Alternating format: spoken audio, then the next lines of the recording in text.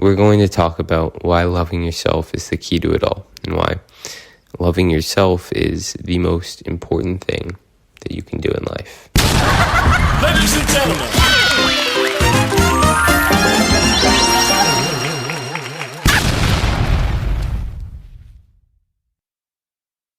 Hello and welcome to the Grateful Podcast with Jack Wagner.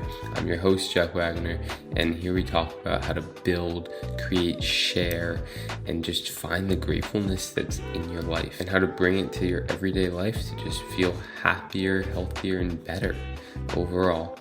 When you're grateful for something, I truly believe that just increases the quality of your life and how you're feeling with yourself. So that is my mission with this podcast. Why loving yourself is the key to it all. Episode 5. It never ceases to amaze me. We love ourselves more than other people, but we care more about other people's opinions than our own. Marcus Aurelius, The Meditations. Hey everybody, and welcome back to episode 5 of the Grateful Podcast with me, your host, Jack Wagner. Today, I'm super excited to talk about, I think, the most important topic that we'll cover on this podcast. Today's concept is something I truly believe with all my heart, and honestly, if I could only ever make one episode, this would be the one. We're going to talk about why loving yourself is the key to it all, and why loving yourself is the most important thing that you can do in life. All right, it's a bold statement to start it off, but I truly believe that that's true.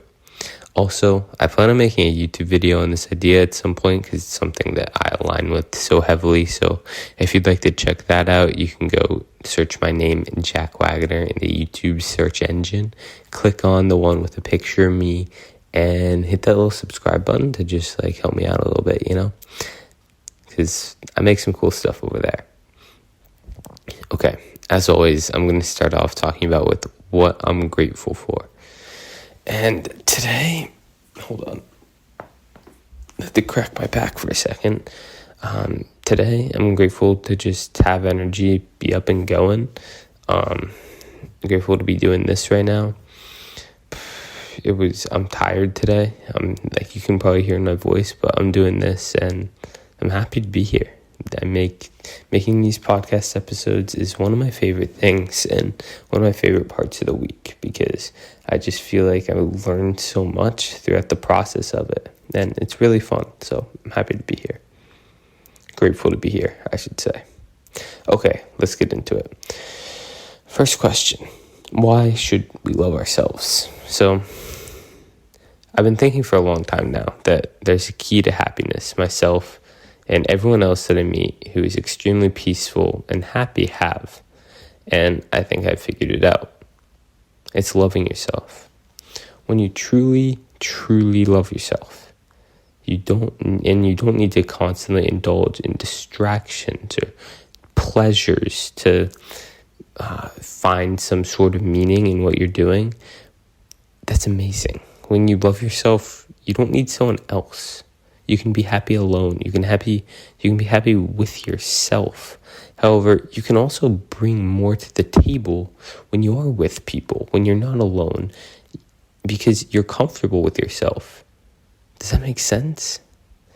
When you love yourself, no action seems detrimental to your life because you love and trust that it will all be okay. You trust yourself to make the right decisions to get out of that, right? But what is self-love? So I feel like one way to define self-love is to appreciate your value and see it in regard with the actions that you take.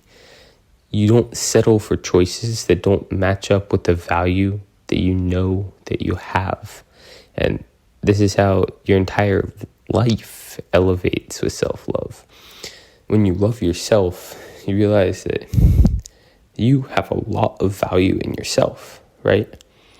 You're no longer, or I shouldn't say no longer, but you're not settling for anything that will bring that value down. You have a high bar.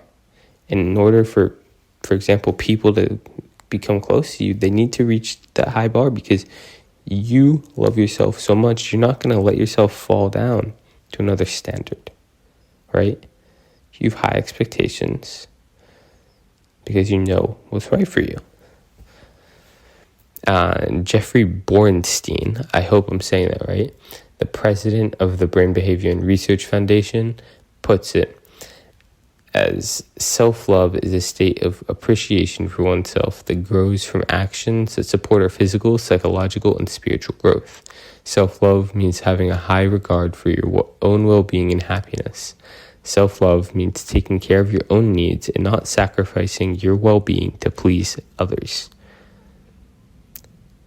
His organization listed some evidence-based benefits of self-love, or they also call it self-positivity bias.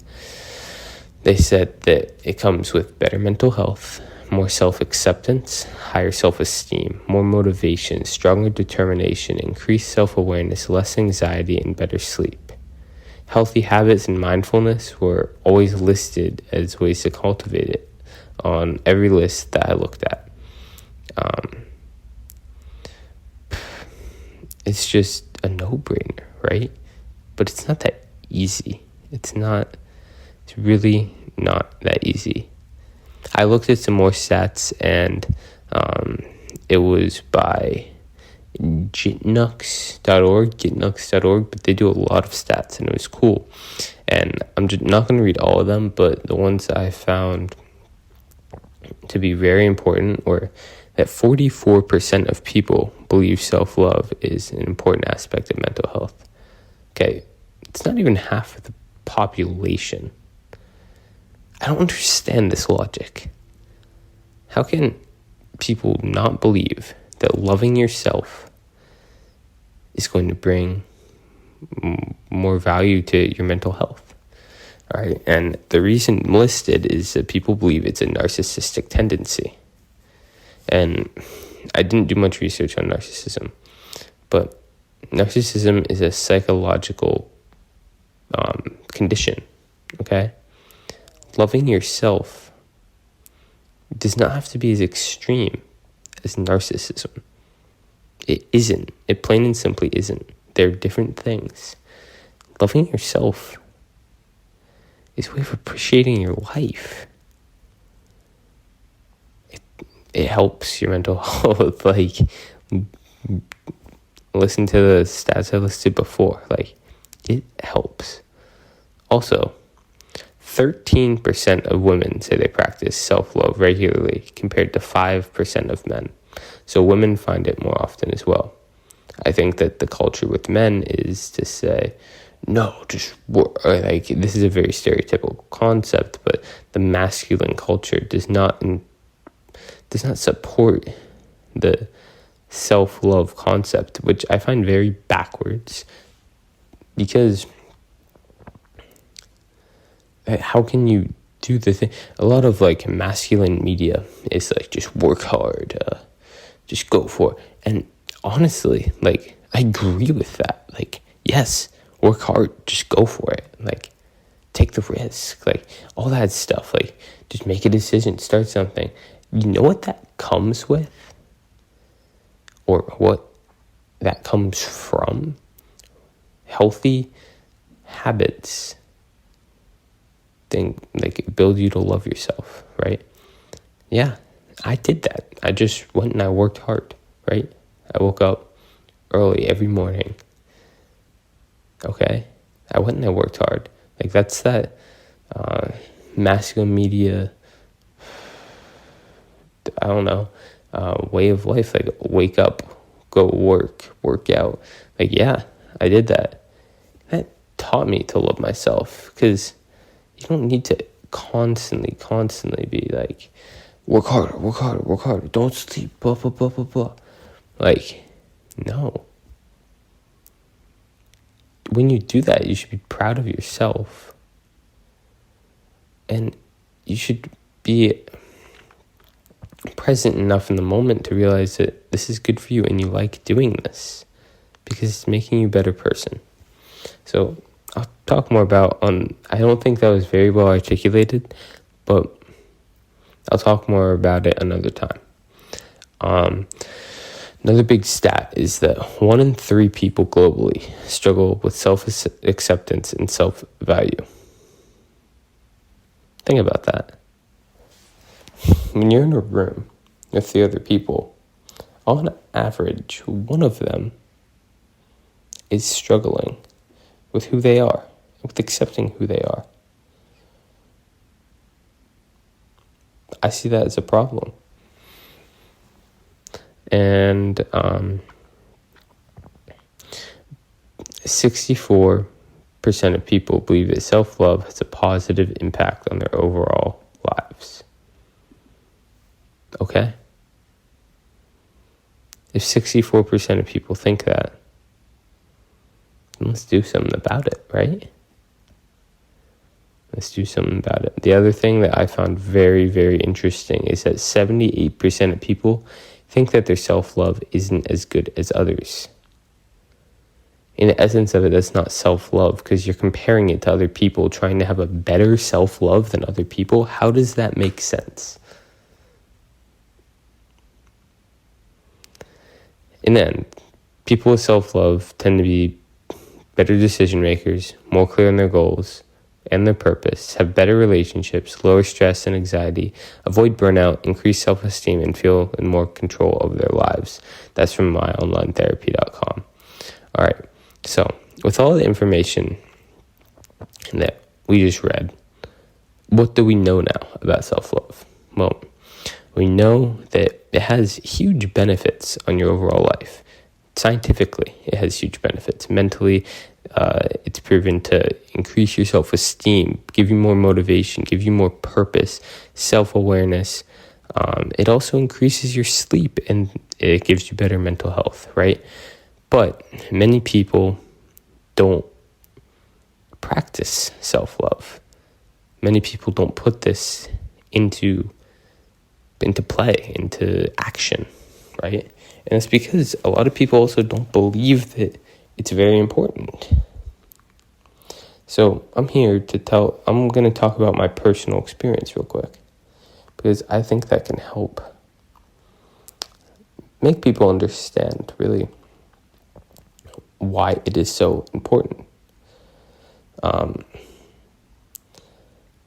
So basically, I'm still in high school, right? But I was a very comparative person. I would compare myself to just about everyone. What am I doing? Are my grades as good as his? Are they better than his?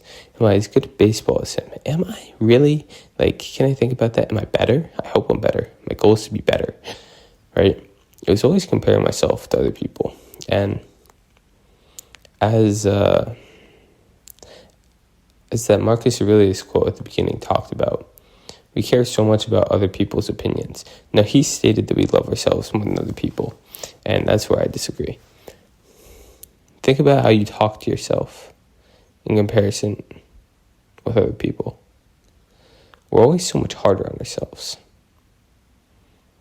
How can we use that? How can we use that to be an advantage? Well, that hard self-talk, I had it all the time. And honestly, it's still there. That negative self-talk, how can you use that and reframe it? Well, that's kind of what I did, right? I was always comparing myself to other people, looking for other people's opinions and validation to make me feel like I did a good job, make me feel like I was successful, make me feel like I was doing what I'm supposed to be doing, achieving something, right? I never really thought deeply about this until I had an experience that made me think very deeply about this. And I used those thoughts in my head that centered me, right? This is ego.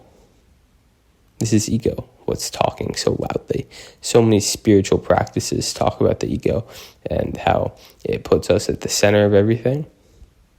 But it talks about how ego is not, many spiritual practices talk about how ego is not all bad. And this is true. You can use that ego and you can say, okay, so what's it telling me? What's it really telling me?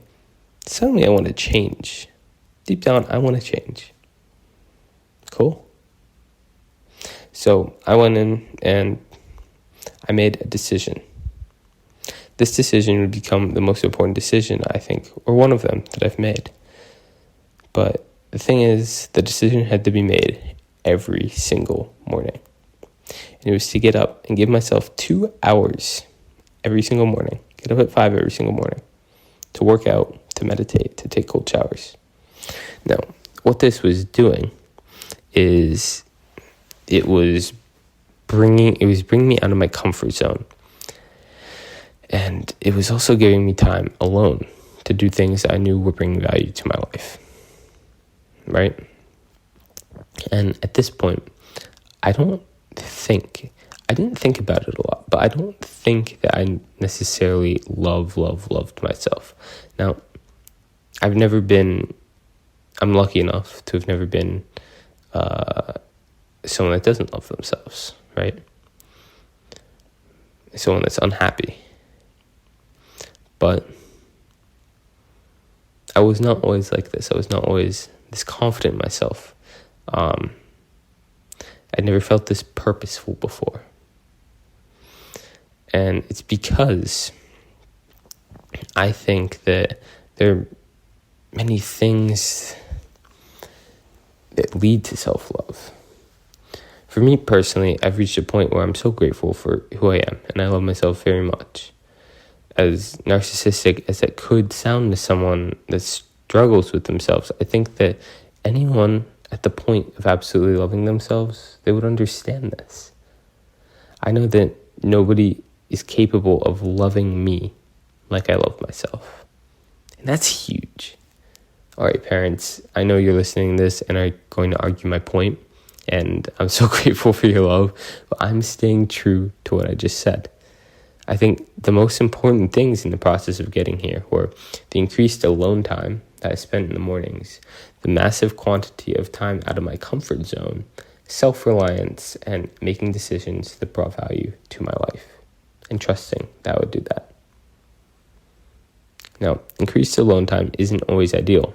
However, it made a huge difference in my life, going from someone that never spent much time alone and spent time with people craving their opinions for validation, to I ended up carving out 2 hours each morning, like I talked about, where I just spent working on me. And this was a pact that I made with myself. And as I said, that pact was made, but I had to make that decision every single morning to keep going. And this built a relationship with myself I didn't really have before. And it shifted my mindset of wanting to impress other people to wanting to impress myself and stay true to my word that I made to myself. As I did it more and more, I began to trust myself, and that almost thought in the back of my head, like, no, you're not going to do it tomorrow. Like that doubt started to go away. I started to trust that I will make the decision that is best for myself.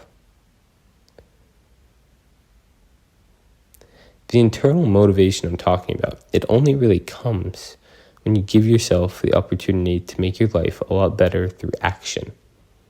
And I think anyone can do it. It also comes through, I think, meditation. And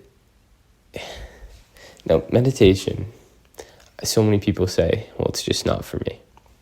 Have you tried it? It was not for me either. I was a fidgety guy, always like this. I still am sometimes, right? Fidgety guy, thoughts racing all the time, never really clear. When you're never really clear, you don't get to know who you really are. And this increased alone time and this meditation, and it forced me to spend time with myself, where I got to know who I really was. And I recommend that for anybody. When you meditate, you can get clear on what you want.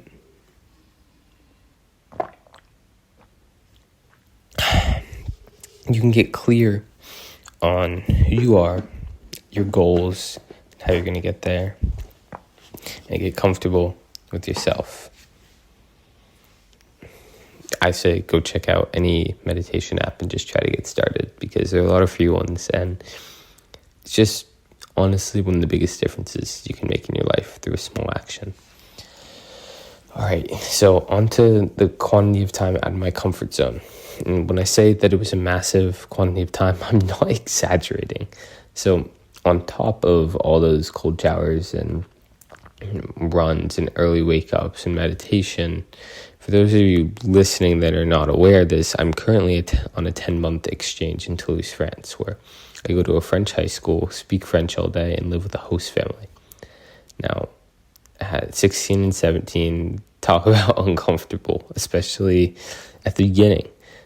It is so difficult to not be able to communicate with anyone around you, and really realize that you're going to have to come to terms that you're going to fail. Not just in school, not just grade-wise, but with other people, with conversations, in every single aspect of life, you will fail. And that failure is inevitable. And it's going to be okay. It's going to be okay. I would say for about 4 months straight, I was uncomfortable at just about every single waking moment. I was exhausted. And that really built me into who I am right now. Just a little over a month later. Right now, I'm over 5 months into this. Now, it's not to say that we all have to leave the country and go somewhere where we can't communicate to feel uncomfortable. But what we can do is, like I said, just take little actions that get you out of your comfort zone, because it's where you can really learn, again, who you are. It's where you can learn to trust that it'll all work out, and it's where you're going to learn to love yourself. And so you can make little decisions like, okay, I'm going to turn the water to cold in the last 15 seconds of my showers. It's going to suck. Like, you're probably going to fail. And that's okay. You'll learn from it. And that's where you build that self-love. Also, one of them I wrote down, but I didn't say, talk to strangers. I talk about this so much, but like, get out of your comfort zone by talking to strangers, because it's one of the coolest things. And once you feel comfortable enough to just say stuff to strangers, it opens up so many possibilities in your life, so many opportunities. Just saying. All right. Next, self-reliance. So that goes hand in hand with what I talked about above, as on this exchange, I've been forced to become extremely independent without much guidance from anyone else. As a teenager, I lived for the last 16 years with aid from my parents, obviously. And while I'm here, I still have their aid. I still have their help when I need it. But our relationships have changed very much from a parenting relationship to just more of a support relationship. And I'm very independent right now. I make all of these decisions on my own, and that leads me into the next one, making decisions that bring value to my life. And because without guidance, I'm forced to make decisions on my own, and that's it's the first time that I've had to make some of these decisions in my life that carry real weight. However, I've learned to trust that I will do the right thing, and that every single decision I make will bring value to my life. You heard that. Every single decision I make will bring value to my life. And that's such an important point in this. Because when you do trust yourself that every decision you make will bring value to your life, I think you've got it. I truly believe that every decision that I make, every moment is going to lead me somewhere. It's going to bring some value to my life, and I should be grateful for it, right? It's where all this connects. Like, loving your life and trusting in that is also being grateful for everything that's happening. When I think of the people I know in my life that are the happiest, that have the most purpose, that just feel the best overall and take action that lights them up, they all love themselves very much. I have a friend here in France, his name's Simon, and he loves himself so much. And again, it's not in a cocky way. It's just he understands the value that he has as a person. And when you can do that, your value literally does increase. Your value to you is what you see your value as. When you think of yourself as, oh man, I suck at this. Man, I can't do anything right. All this stuff's happening to me. And it sucks. Yeah, well, you're right. If all that's happening to you and it sucks, it sucks. If you flip it, you're like, man, this is difficult right now. But I know that I can get through it. And any decision I make right now, it's going to bring value to my life. So let's get through it. This is going to build my character. And I cannot wait to see the grown person that I become on the other side. That I am on the other side. All right. Well, to wrap this up, I just want you, listener, to think about a moment. Think about for a moment if you feel like you truly love yourself, or think about a moment where you do remember loving yourself. And this is a really hard question, and sometimes we don't really have an answer, but I just want you to see actually what you feel when you ask yourself that. Whatever the answer is, I want you to think about what you can use from what you learned today to cultivate even more self-love. Please think about that, because truly my message here is to help more people love themselves. Because when more people love themselves, there's going to be less and less and less of exuberant, showy behavior that craves other people's attention. And there's going to be less like shenanigans like that in this world, because we're all going to be doing what's aligned with ourselves, right? The more people that love themselves, the more purposeful and meaningful action there is in this world. And when there's more purposeful and meaningful action, I have no doubt in my mind that leads to a more purposeful and meaningful world. Okay. Thank you so much for listening or watching, however you consumed this podcast, and I'll see you next Monday for the next episode. Thank you so much. Love you all. Bye.